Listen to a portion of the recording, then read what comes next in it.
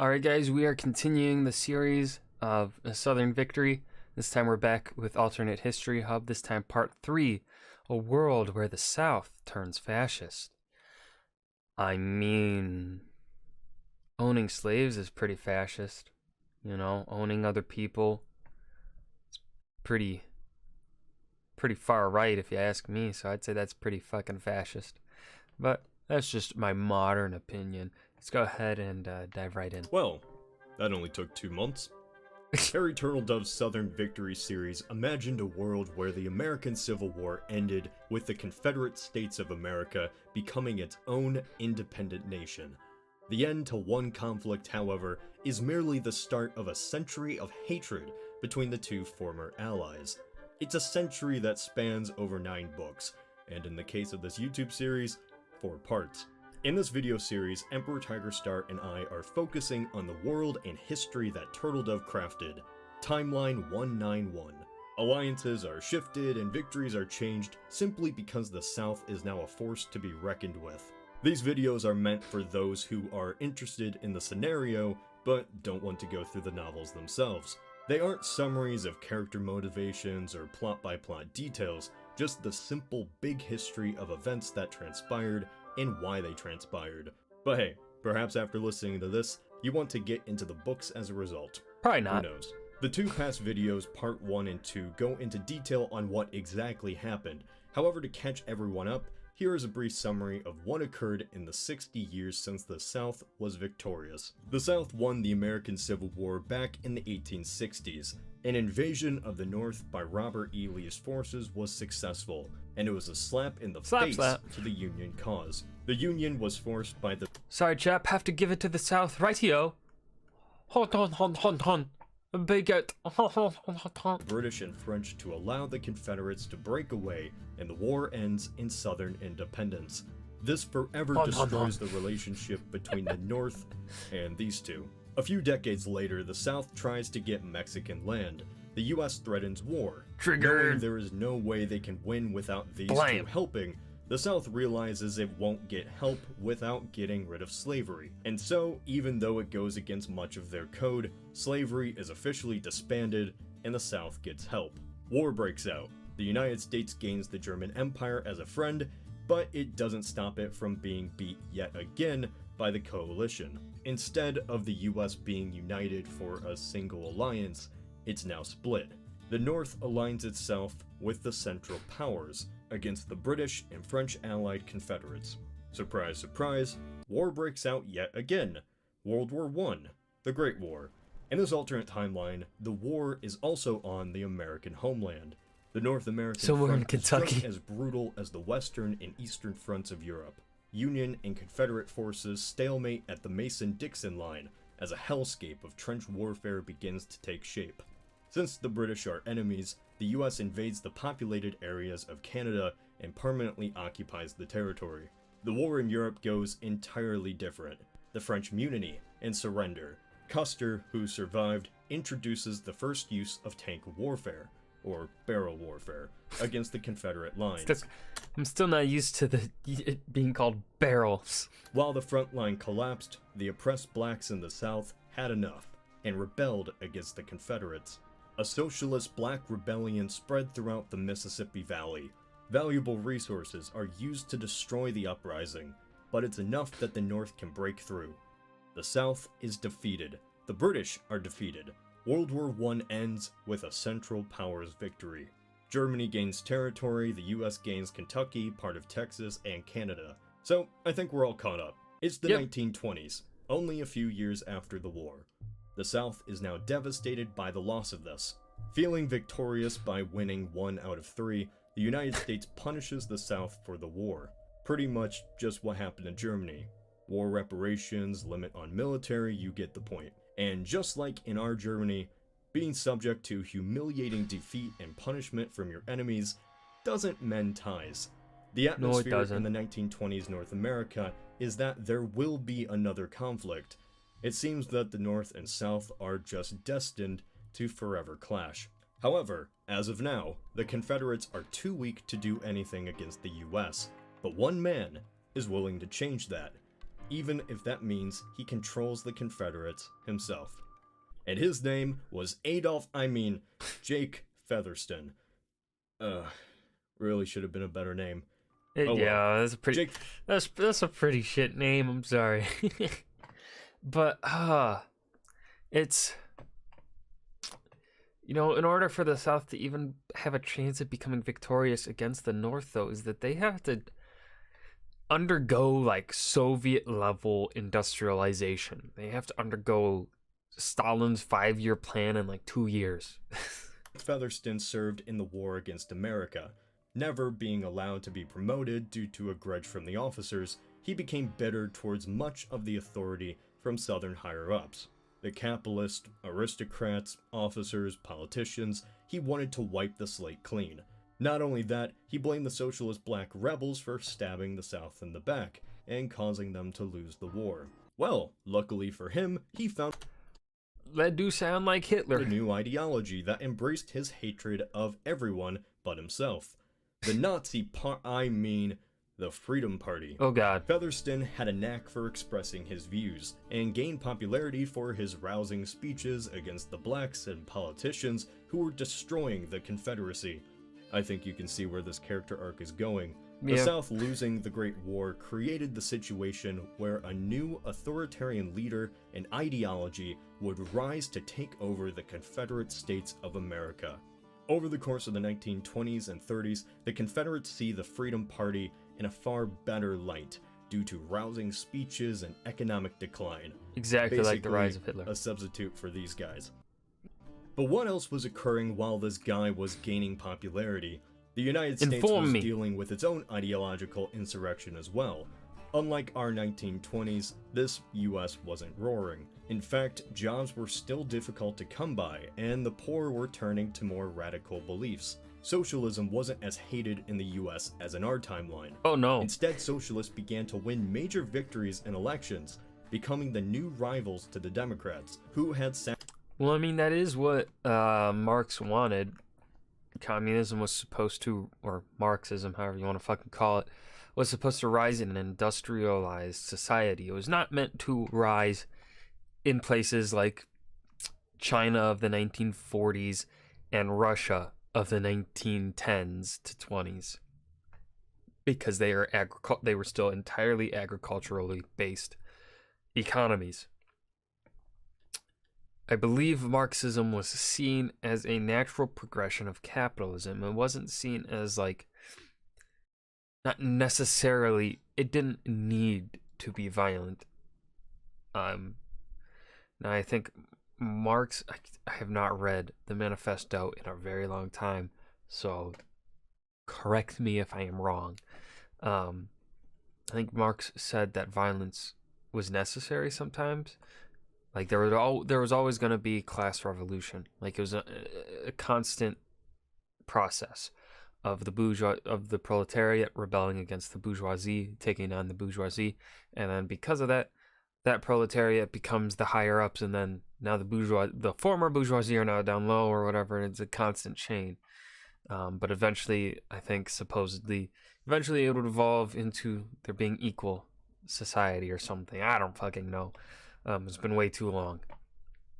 But yeah, it was supposed to be a natural evolution from capitalism, just like capitalism was a natural evolution from mercantilism, the old way of the old economy, the economy of colonialism and whatnot.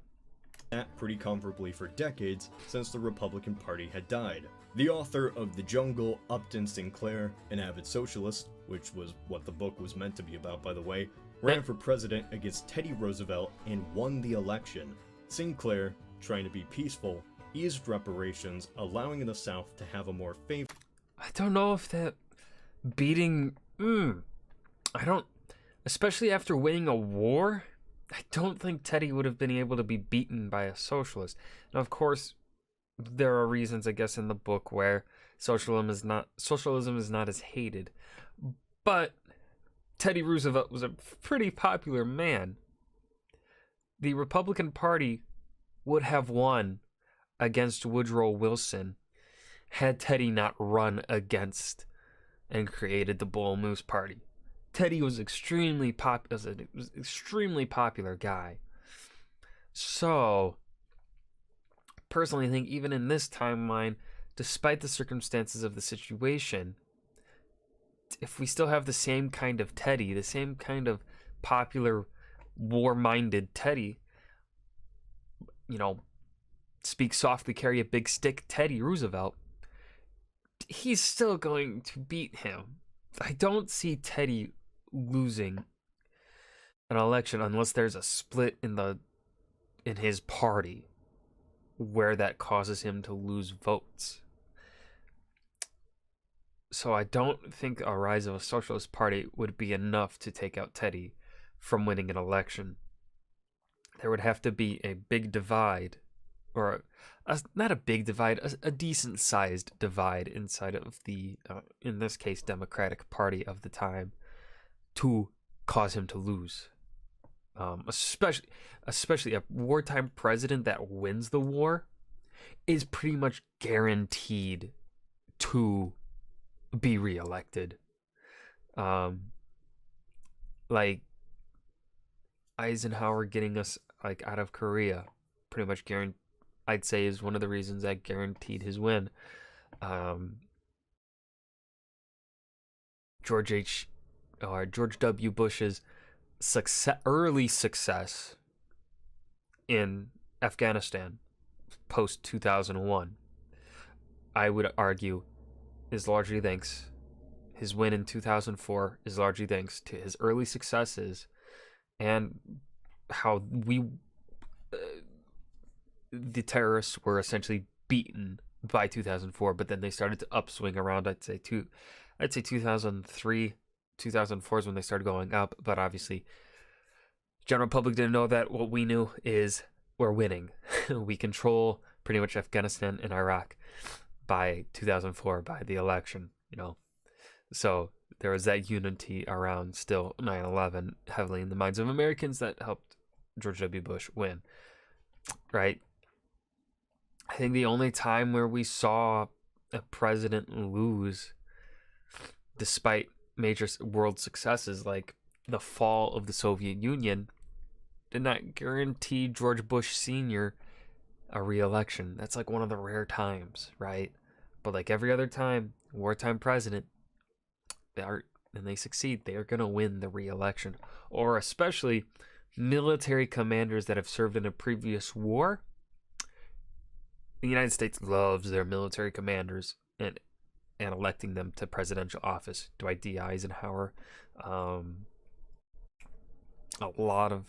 good few of the presidents from the 19th century. Anyways, I'm going to stop rambling. I disagree with this again. I disagree with a lot of what Turtle Dove has done from what it sounds like. So, yeah, a lot of this, it feels that maybe could have been handled differently. But that's just my opinion. Favored view towards the north. Well, this wouldn't last for long. As we all ask in times like this, what about Canada? When Canada was annexed, the US allowed the French Canadians to form their own separate puppet state, Quebec. When this happened, the two countries joined the Quadruple Powers, which made up of Germany, Poland, a German puppet state, the United States, and Quebec, a US puppet state. The best way to illustrate the state of North America is a layered cake of tension. Yeah, that's not a stupid analogy at all. Canadians, who are occupied by Americans, hate the United States and long for the days of being British, or Canadians, or whatever Quebec is. This becomes such an issue that and I disagree with that. Now, of course, Canadians do have a separate identity than the Americans, especially by this time they would have a separate identity from the Americans. Obviously, back in maybe 1812, that separate identity would not be as much the case. But certainly by the 1920s here, they would have a pretty separate identity. I'm still going to argue. I would say that they probably wanted independent Canada. They didn't want to be controlled by anyone. That's what I'm going to go with. Insurrections begin to erupt, and even assassination attempts on American leaders. For decades, there's practically a secret war in Canada as rebels fight to maintain their identity. Then again, the Canadians were pretty loyal to the crown in our timeline. I don't know. I just don't think they'd want... I think they'd by this point, after switching hands from the British to the Americans, I think they'd want just independence. I don't think they'd want to revert back to the crown. Identity. Think of the United States as the black sheep of the English-speaking world. While the Confederates are allies to Britain, the US actively fights against it and sides with the Germans instead. It's a very strange dynamic, as the Americans are increasingly isolated by people who speak their own language. The British look at Protestant rebellions and, just like the Confederates, long for the days where they were once the great power of the world. And the French do too. Don't count them in this. Just I am sad to we slowly building resentment. The thing I love that Turtledove does is he includes single fringe movements of our timeline into the narrative of this timeline. The British politician Oswald Mosley in our timeline ran a small group called the British Union of Fascists. They were promptly shut down once the war began. However, in Turtledove's world, Mosley's views are not only mainstream, they're prominent. He leads a group called the Silver Shirts, which influenced the British Parliament into a hardline stance. In France, they are simply done with democracy altogether. The Republican experiment failed in the eyes of many Frenchmen. In one group, the Action Française, I'm terrible at French, come to power to install their leader as the new French monarch, Charles XI. The 1930s begins with an age of economic turmoil. It appears that radicalism Germans would has still be an grown empire, throughout though. the Western world. Sup, The Kaiser? only one left is the Confederate States. The stock market crash exploded the popularity of the Freedom Party, and Jake Featherston as the new leader of the South. In quick succession, Featherston was voted into office along with his party, where they abolished the Supreme Court and voted to make Featherston effectively president for life. The main rhetoric Featherston preached was he It's pretty anti-Confederate if you ask me. wanted the states back that the United States took during the war. Sinclair agreed to allow the people of the states of Houston, Sequoia, and Kentucky to vote in 1941. Well, all but Sequoia voted to get back into the CSA. The deal was the South wouldn't demand any more after this, but this wasn't enough for Featherston, who demanded Sequoia back. You see, Featherston wanted a war no matter what. It was something he had prepared for decades, and his allies across the sea were as well. There had to be a breaking point, and there was. Wilhelm II of Germany died, and his son, Wilhelm III, refused to allow France its captured territory back. For the new alliance, this was enough to declare war. Featherston set his sights on Ohio. Ohio was the heartland of the US, and if it was, say, successfully annexed, the US would be split in half. This planned invasion is called Operation Blackbeard. In August 1941, the Confederates invaded the United States, crossing the Ohio River and into American territory. In the span of a week, they fought to Lake Erie, and the military presence that was there was entirely destroyed. Featherston wasn't too smart. He planned that the Yankees would surrender when they saw such an act of military incursion, but the new president, Al Smith, wasn't too keen on being friendly to the South. The Americans were ready for a fight, and this time to end the Confederate issue once and for all. Featherston and the CSA effectively signed their death sentence with the invasion of Ohio, and so World War II began. The conflict would be even more devastating as the North and South fight for the fourth and perhaps final time. And that is where Emperor Tigerstar comes in to finish off this series. I think he's been waiting to for a very, very long time.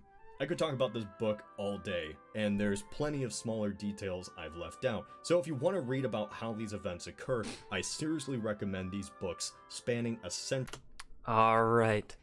That was A World Where the South Turns Fascist, Southern Victory, Part 3 by Alternate History Hub. We will be continuing forward and reading and watching Emperor Tigerstar's Part 4 in the future. I've got nothing else to add here. I said my disagreements with Harry Turtledove's version of events. Of course, nothing against Alternate History Hub's version of events. When he does his videos, he always does a really good job. Despite, it's alternate history. You're going to have disagreements with how things turn out, right? Based on your outlook and your bias towards certain information. Everyone's got a bias in things. It happens. It's a part of life. But yeah, good video. I hope you guys enjoyed. Remember to hit that like button and subscribe for more, and I will see you guys in the next video. Peace.